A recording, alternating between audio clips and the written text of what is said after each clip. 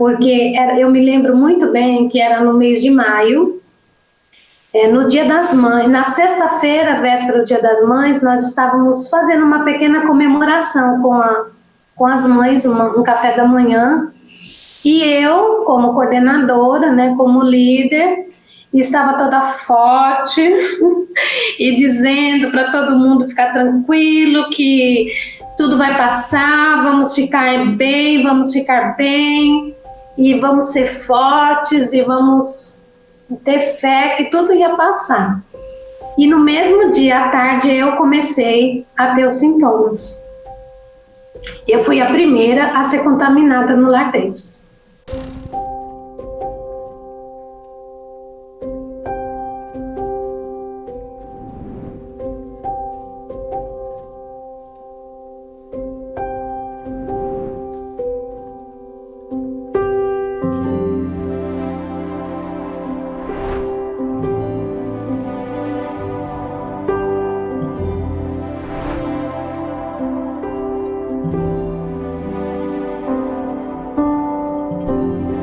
E minha maior preocupação, porque eu estava trabalhando, porque eu tive contato com todo mundo. Na sexta-feira eu estava aqui e eu comecei a ficar imaginando se outras pessoas estivessem doentes. Eu estava, abracei, beijei criança. Foi assim, eu fiquei tão preocupada com a saúde deles que eu estava mais preocupada com eles do que comigo mesma. Em todos os lugares, né? Alguém foi afetado de alguma maneira. E como nós somos uma comunidade, então, eu digo assim, pegou a gente de cheio mesmo, assim, né? Aí passou a primeira semana, nós começamos a ter problemas sérios, porque as crianças não podiam ir mais para a aula e tinha que acompanhar a aula dessas crianças. Vocês imaginam? Se em casa o pai com 2 crianças, 3, já estão achando ruim, não estão dando conta, imagina a gente aqui com 70 e tantas crianças para acompanhar a aula desses meninos. Não tinha internet que prestava, não tinha computador para todos. Aí sabe aquela história de que você atirou no que viu e acertou o que não viu?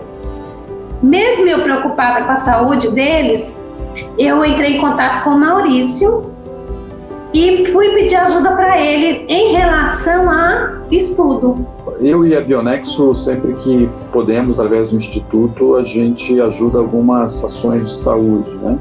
E quem cuida do Lar Davis é uma pessoa incrível, que é a Ivone, e ela me ligou num dia específico. Na verdade, ela estava pedindo ajuda sobre um assunto de aulas para as crianças.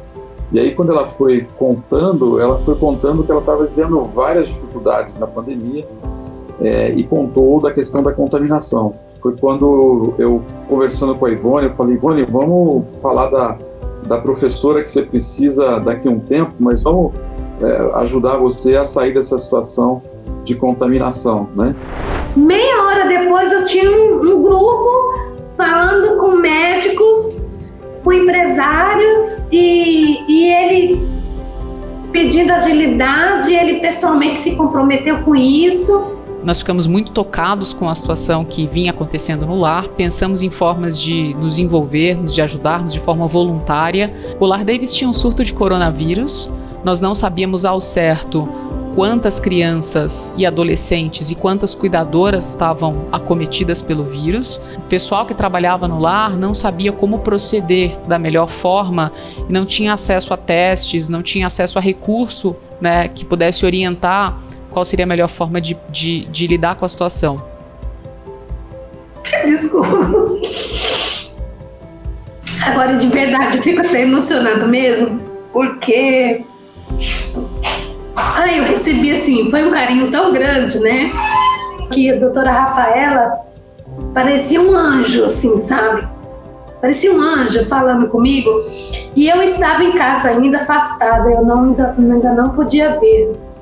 E eu, lá de casa, a gente fez esse grupo, a gente começou a traçar planos como seria. E aí a gente precisava de apoio, né?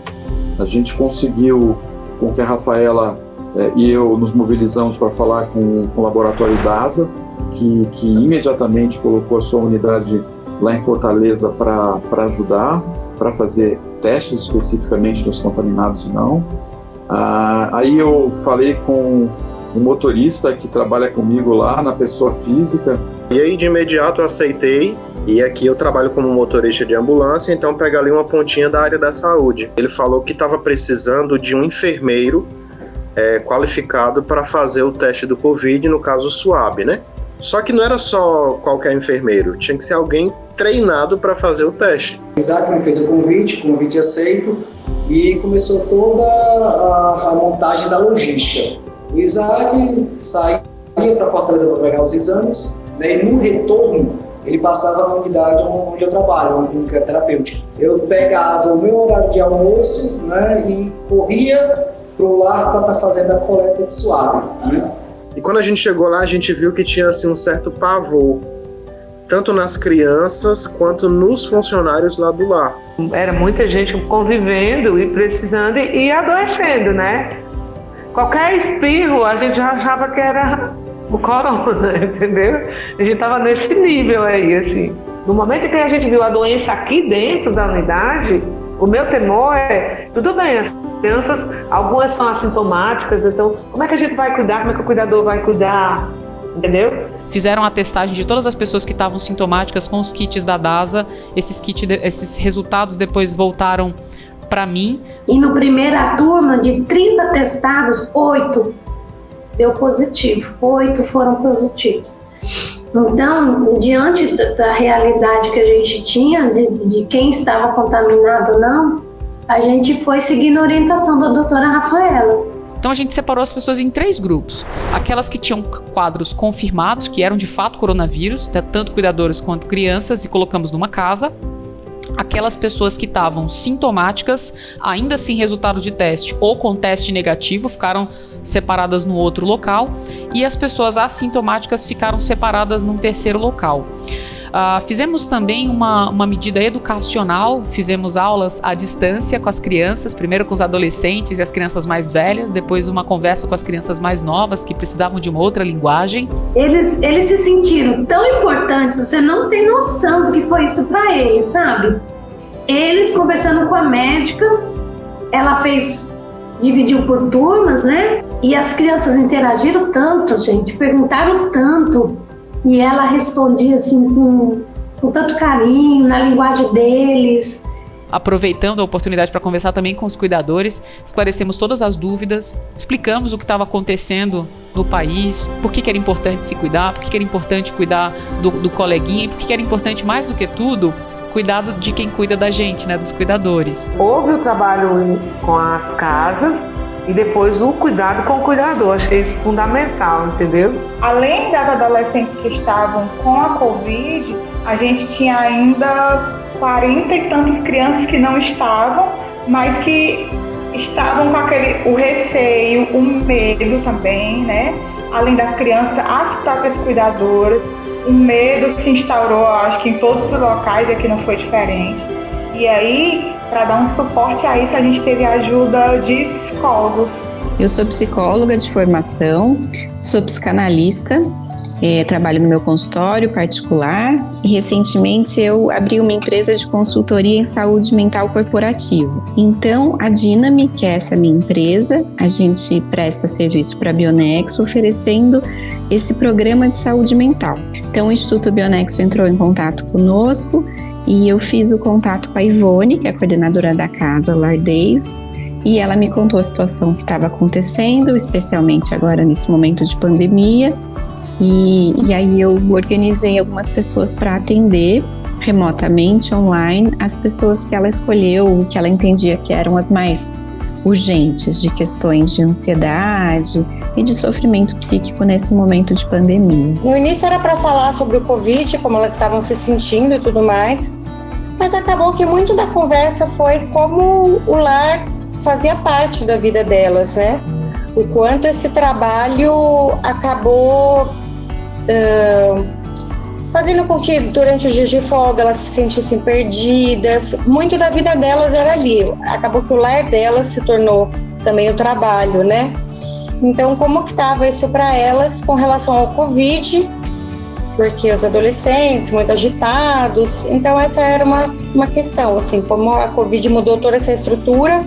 E a minha experiência, que eu acho que foi interessante de pensar esses atendimentos às funcionárias do Lar Davis, é pensar que cuidar das mães sociais é uma forma muito importante e potente de cuidar das crianças.